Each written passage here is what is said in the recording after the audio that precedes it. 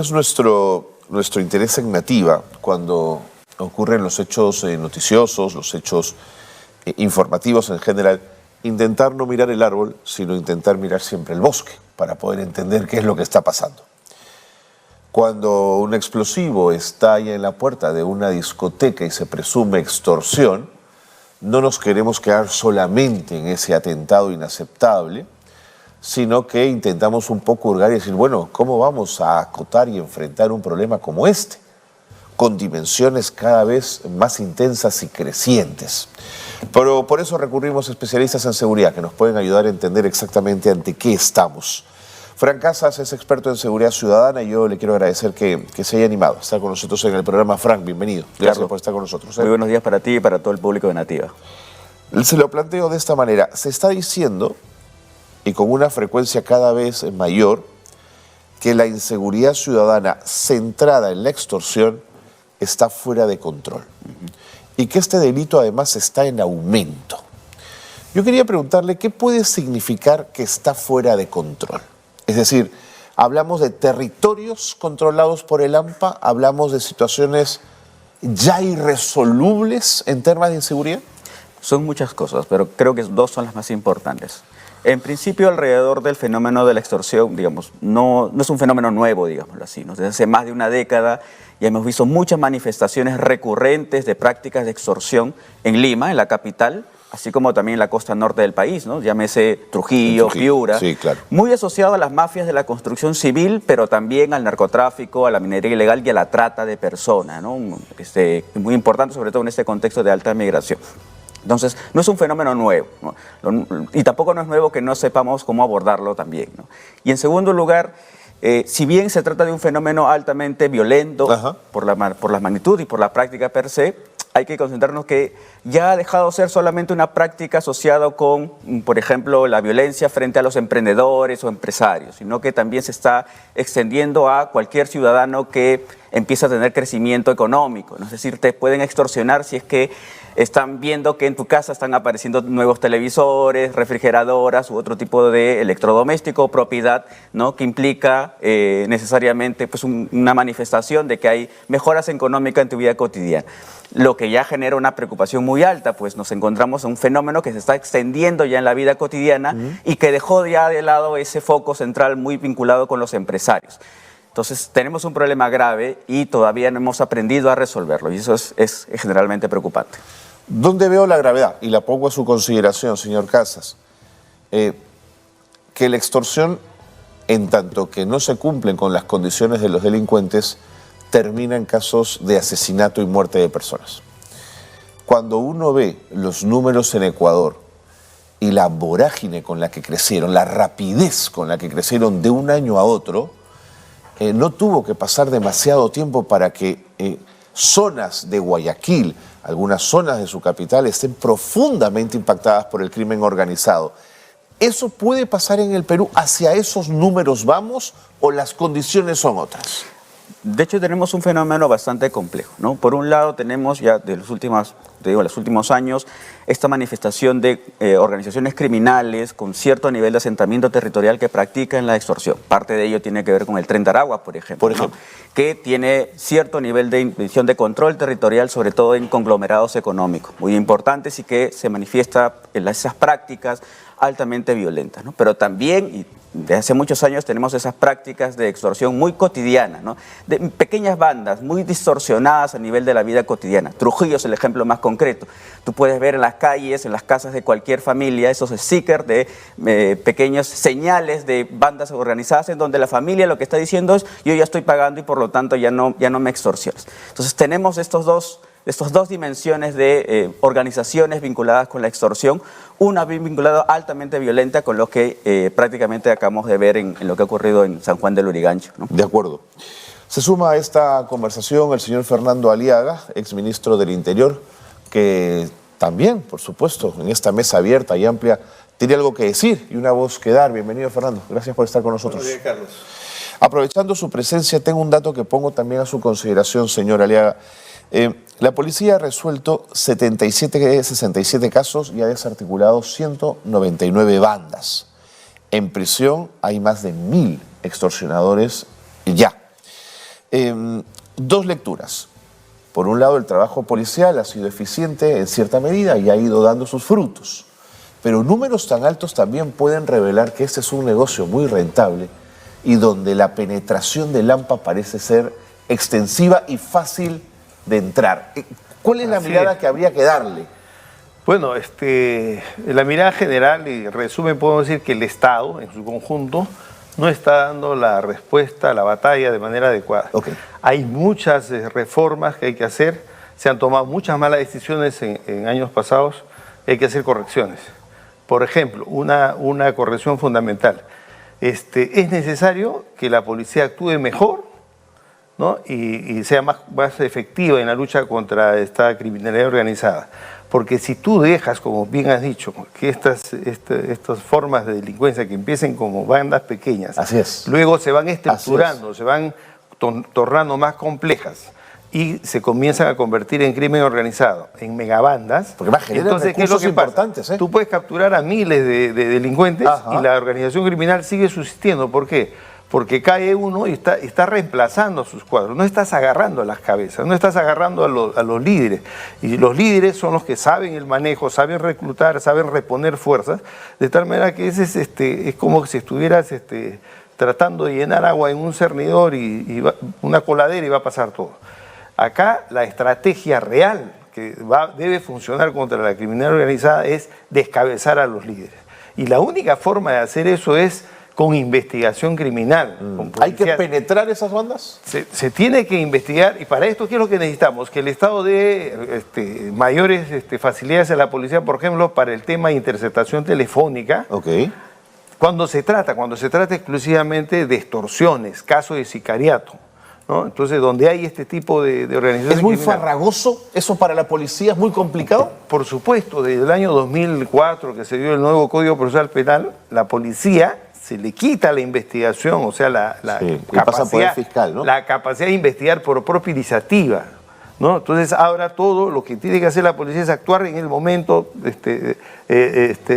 tratar de perennizar los hechos, notifica al fiscal y el fiscal se demora pues en disponer algunas medidas de investigación. A veces los quieren investigar ellos en sede fiscal, cuando no pueden, después de 1 o 2 meses le pasan a la policía, pero en la investigación criminal hay un principio que dice que el tiempo que pasa es la verdad que huye. O sea, a cada día, a cada segundo que le hace a la delincuencia, va a ser más difícil poder esclarecer, poder encontrar las pruebas. De acuerdo. Sin pruebas, mira, acá digamos, el criterio básico es que sin pruebas tú no puedes meter a la cárcel a los cabecillas. Entonces, si solamente te vas a limitar a agarrar en flagrancia a los peones de las bandas criminales, entonces no estás luchando efectivamente contra la delincuencia. Entonces, la idea fundamental es darle mayores facultades y atribuciones a la policía para estos casos gravísimos. Entiendo. Y es más, un trabajo coordinado con la Fiscalía y el Poder Judicial, para que esos esfuerzos no caigan en vano, en saco roto. De acuerdo. Quiero proponerles algunas medidas que he podido revisar que han sido exitosas en materia de lucha contra justamente este fenómeno y ponerlas a su consideración, si ustedes me lo permiten. Por ejemplo, se habla de la necesidad de incrementar presencia policial en áreas comerciales. Patrullaje frecuente, mayor vigilancia para disuadir extorsionadores y proporcionar una sensación de seguridad a los comerciantes. ¿Les parece interesante una propuesta de este tipo o no va a agarrar el meollo del asunto, Frank? Yo creo que puede ser importante para reducir la percepción de inseguridad, pero como lo ha mencionado el general, lo que se necesita es fortalecer, sobre todo en estos espacios donde hay mucha comercialización económica, fortalecer la investigación criminal, porque se supone que donde lo tienes que, digamos, concentrarte justamente en aquellas bandas organizadas de alto nivel en donde están ejerciendo violencia a través de la extorsión. Pero eso es un punto, ¿no? Y por otro lado se deja de lado otras prácticas que también son importantes para controlar la extorsión, sobre todo los insumos o las herramientas que utilizan para extorsionar, ¿no? Para extorsionar, ¿qué necesitas? Entre otras cosas, 2 cosas importantes. Información de la víctima, información personal, pero también acceso a un teléfono celular y telefonía móvil. Y en este país tenemos un gran mercado negro donde tú puedes acceder a teléfono móvil y a línea móvil de una manera bastante simple y a bajo costo. Entonces, tenemos varios problemas que atender Uno de ellos tiene que ver con la investigación criminal, pero también no hay que olvidar los otros elementos que sirven justamente para generar esta actividad ilegal. ¿Diría que hay responsabilidad ahí de los operadores? Hay muchísima responsabilidad de los operadores que incluso aun cuando la ley les prohíbe, por ejemplo, ofertar los chips en el mercado ambulatorio, lo continúan haciendo. De acuerdo. General, promover un entorno en el que los comerciantes se sientan seguros para denunciar las extorsiones sin temor a represalias. Fácil de decir y difícil de hacer. Ok. ¿Por qué? Porque, ¿qué es lo que hace el crimen organizado? Está aplicando hoy día el terrorismo. O sea, lo que están haciendo ya no es simple delincuencia, es terrorismo. ¿En qué consiste el terrorismo? ¿No? En hacer una acción que logre asustar, que logre intimidar a un gran sector de la población. Entonces, cuando estas bandas criminales matan a un empresario, le están diciendo al resto de empresarios, si tú denuncias, si tú denuncias, si tú no cumples con tu pago, te vamos a matar. Entonces, ese empresario que está amedrentado, atemorizado, que está con miedo, simplemente no va a denunciar a la policía, ¿no? Y la acción preventiva que tú puedas poner, patrullaje en las calles, no va a tener ningún efecto. ¿Por qué? Porque el mismo agraviado no quiere denunciar, porque no se quiere exponer. ¿Por qué? Porque ve que la policía o el Estado no garantizan tu seguridad. Porque estamos viendo que paran matando a cada rato y la acción de la policía, a pesar de que hace su esfuerzo, no es la más efectiva. Pero la no denuncia termina siendo perjudicial también, general. Lógico. O sea, este es un círculo que te va arrastrando a mayor violencia, a mayor criminalidad. ¿Por qué? Cuando a una banda le va bien en un barrio y los delincuentes comienzan a ver que le va bien, las bandas se multiplican, claro. Surgen más bandas. Y chocan algunas veces entre ellas por territorio, ¿no? Y luego comienza la disputa. ¿Por qué? Porque se quieren repartir el territorio. Entonces, es importante lograr ese objetivo, pero eso el objetivo solamente no se logra solamente con mayor presencia policial o militar en las calles. Se logra con efectividad de la policía. Cuando tú tienes una zona roja, yo le he tenido zona roja, a mí me dieron el Callao, zona de emergencia, y con las mismas leyes, con pocos policías, no podía tener un policía en cada esquina. Tuve que mejorar la calidad, la efectividad de los policías, de tal manera que cuando los delincuentes vieron que la policía es efectiva, dejaron de actuar. Entonces, acá lo que tenemos que buscar es efectividad de parte de la policía. ¿Se podrían establecer líneas directas de denuncia anónima, por ejemplo, y proteger la identidad de los informantes, Frank? De hecho ya existe, ¿no? Pero digamos, de hecho ya hay una campaña incluso actualmente del actual gobierno para incrementar las denuncias por extorsión. Sin embargo, digamos, hay varios problemas alrededor de ellos, ¿no? La primera, como bien lo mencionó también el general, pues, las personas tienen poco confianza en que la policía pueda resolverles el asunto. Hay un tema que trabajar desde la institución policial. Exactamente, que se pueda resolver finalmente su problema.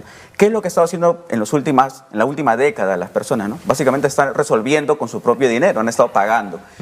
Veamos de nuevo, el ejemplo de Trujillo es el digamos, más ejemplar, ¿no? Tú no encuentras un departamento, una casa que no tenga su sticker, por ejemplo, de La Jauría, que es una banda organizada de ese lugar, ¿no? En el que te está diciendo a la persona, yo ya estoy pagando y estoy alineada a pagar este tipo de cupo, ¿no? El problema va por ahí, ¿no? El problema es que justamente se tiene que generar mayor nivel de efectividad de la policía y para eso requerimos fortalecer la investigación criminal. Para el caso justamente del gran crimen organizado asociado a la extorsión, ¿no? Pero también tenemos de lo otro, ¿no? Y no vamos a detener este problema si es que tenemos facilidades para entregar esos productos, digamos, herramientas que sirven para actuar en la extorsión. Un tema complicado, pero si el extorsionado termina pagando, lo que está haciendo es financiando una economía ilegal y altamente productiva. En otros países se ha sancionado, por ejemplo, a quien ha pagado dinero por un rescate para un secuestro. Estoy viéndome a situaciones mayores. ¿Sancionarían ustedes a quien paga una extorsión? ¿Es sancionable? Yo creo que en todos casos hay que sancionar al Estado, ¿no? A los funcionarios incompetentes que no dan resultados. Acá lo que hay que exigir es resultados. Te damos las leyes que necesitas, te damos los recursos que necesitas, pero no necesitamos resultados. No hay resultados, hay que cambiar a la gente, ¿no? Entonces, hay gente que sí tiene capacidad de lograr cosas y hay otros que no. O sea, hay gente que está calentando el asiento nada más.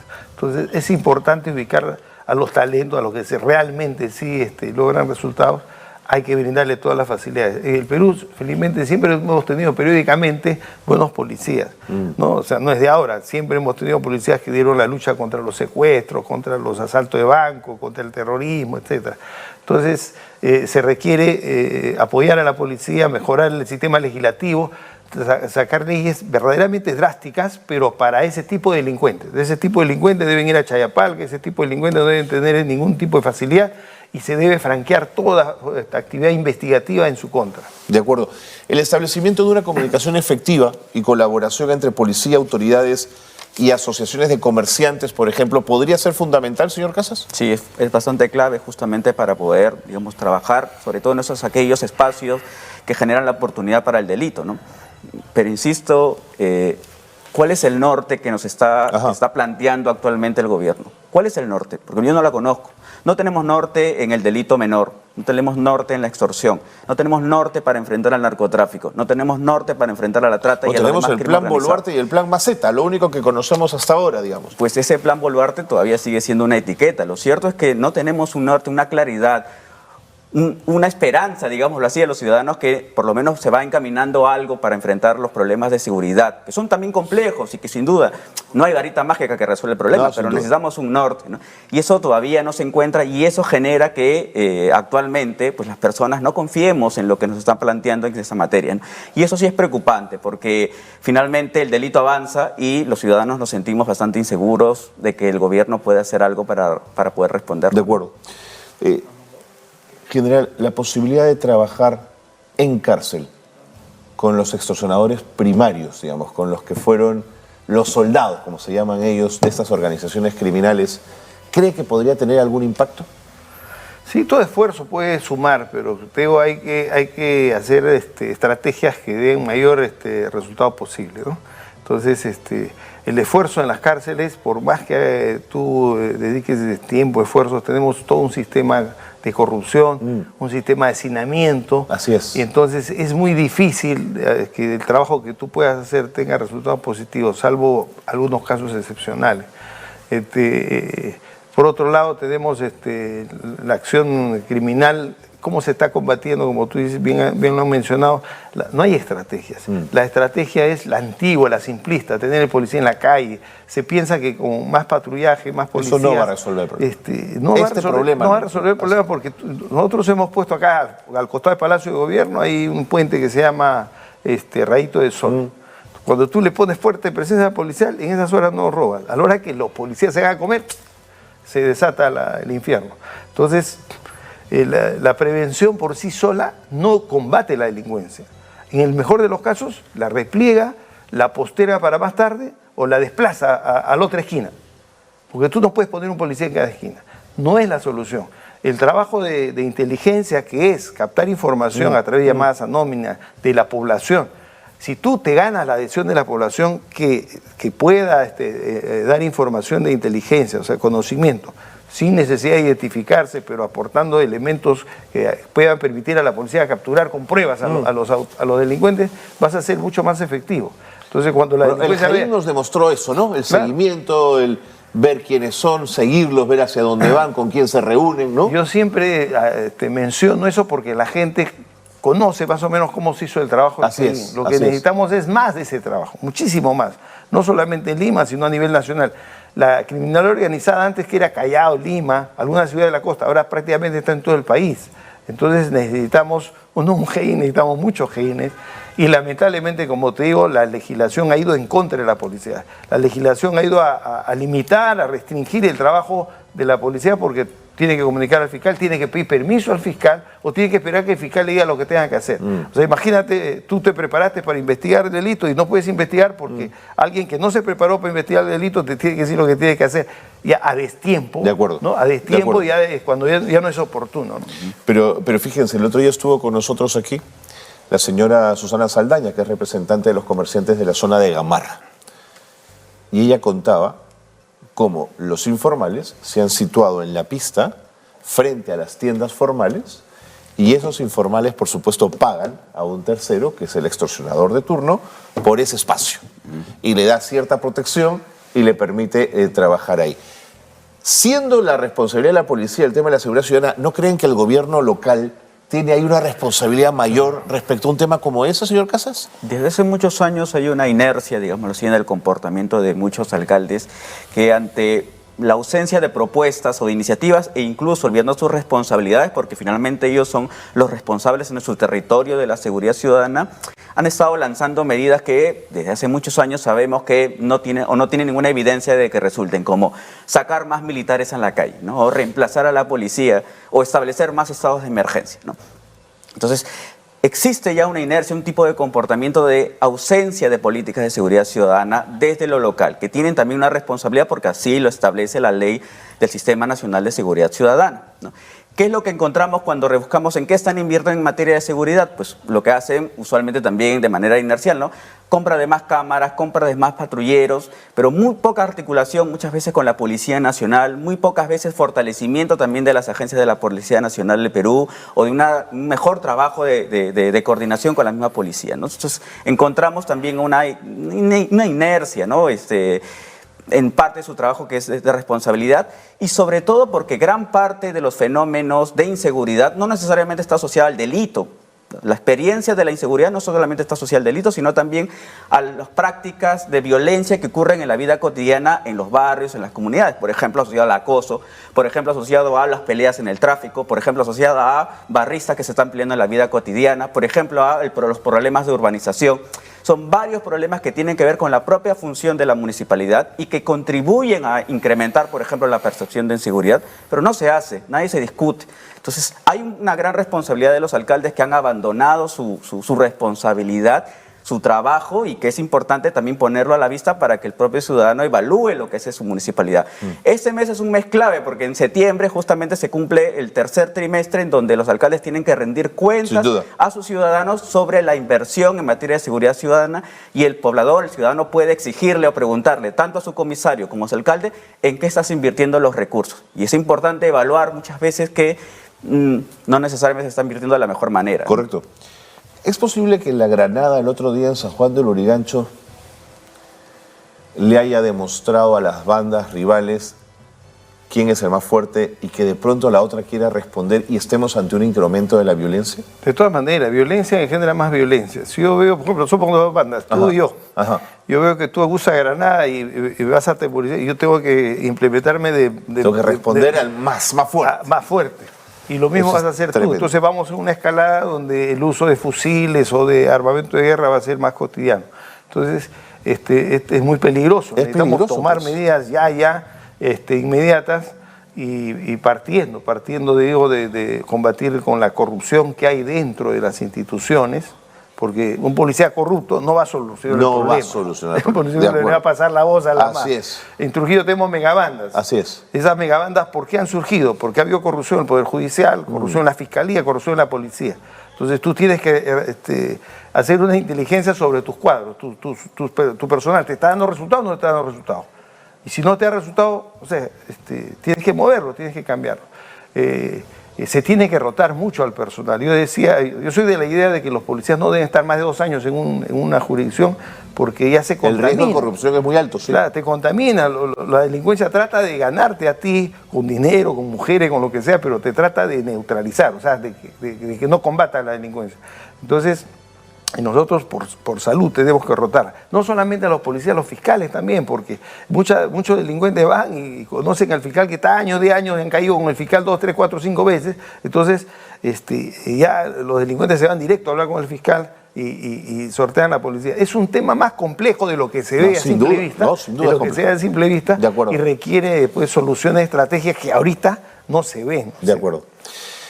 Fran, cada vez que hemos tenido invitados que vienen del mundo castrense o del mundo policial, son muy críticos con el sistema judicial, al que lo señalan como un sistema garantista. He escuchado mucho esa palabra. Pero también estuvo con nosotros la doctora Elvia Barrios y nos dijo que por el contrario, que era un tema protector, evidentemente, de derechos humanos que obligaba a ser eficiente a la Policía Nacional. ¿Cuál es el punto medio frente al sistema judicial? ¿Es o no es garantista?